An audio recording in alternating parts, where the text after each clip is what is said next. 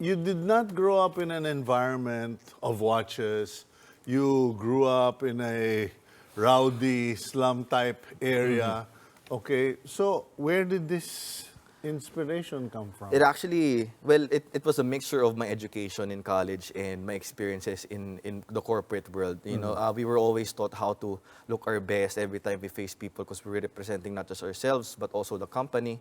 And during that time, I had some savings. We weren't really accustomed to saving a lot because we were used to living by the day. Yeah. So I wanted to buy something that would satisfy, a little bit of my wants. I wanted to study jazz music, but then I didn't have the time to to take jazz. So I just decided to buy a good watch. And then I started collecting after that because I was also fascinated in history, old films. That's why I had that inkling to learning more about the art of watchmaking through history, which I quite understood because being a physics graduate and who was exposed to engineering as well, it really caught my attention. Where did you graduate physics? De La Salle De University. La Salle, okay.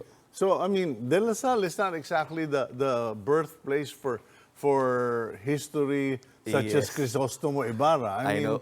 they're more the economist, Yeah. entrepreneurial, Yes. management university. If you want politics and history, you go to UP. Yes, So- and there is school at Yeah. Katipunan. Yeah. So how did you get into all of this? Well, basically, I really love the country, for me. And I felt that I believe in the Filipino. When I was starting to collect watches, even vintage timepieces, I wanted, I encountered relojeros who were very capable of restoring and really restoring old watches and making them perform in tip-top shape, no? And for me, as I was spending a lot in my watch collecting, I thought to myself I wasn't happy with my corporate job anymore. I wasn't feeling fulfilled. I wanted to do something out of the box, something really I don't know, courageous. Some people would call it crazy, but for me, I wanted to do something that was really my passion, that I can really turn to a business. Because as I was studying history, I found out that we actually had some exposure to watchmaking as early as the 1870s.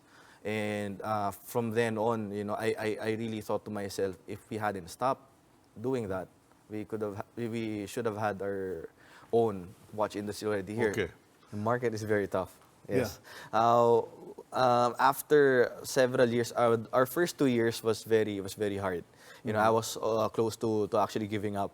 No, but then after that golden moment, wherein our president actually wore the watch and talked about it in a press conference, that actually revitalized the business and actually made it. How did that happen? How did the president end up with one of your watches? Well, we're talking about President Rodrigo Duterte. Yes. Okay. I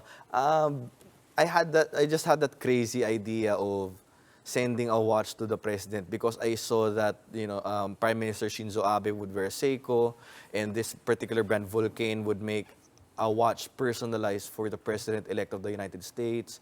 I thought to myself that whoever's going to be the president of the Philippines, whoever he or she may be, starting from now, we would want that person to carry our brand and a Filipino brand. That's spot on. It's nationalistic. It's marketing genius. Okay, so you sent a watch to We the sent a watch, president. but it took us around 5 months to actually see that to actually see him wear it. So Okay. we sent it January 2017, and he actually endorsed it, unannounced, no. May 22, 2017. So it was on the eve of the Marawi siege. No? Okay. So when he actually showed it in a press conference, that really helped our brand survive. And He gave out those watches, right? Or Yes, he what also was the context? well, actually, we just sent him a watch, and he just happened to like it, and he wore it. And we just wrote him a letter saying that it would do us a lot of great pride if we would see him wear it. And then he actually talked about it in a press conference. After that, we had inquiries from the government if we would make watches like for the ASEAN 50, which we were hosting at that time. And then the Office of the President, the PCO requested us You're to... talking about the ASEAN 50th Year Summit, which is Yes. done in Manila. Yes, so for the Okay. special celebration last November 17, 2017, Malacanang wanted to give a very special gift to the prime ministers and the heads of state.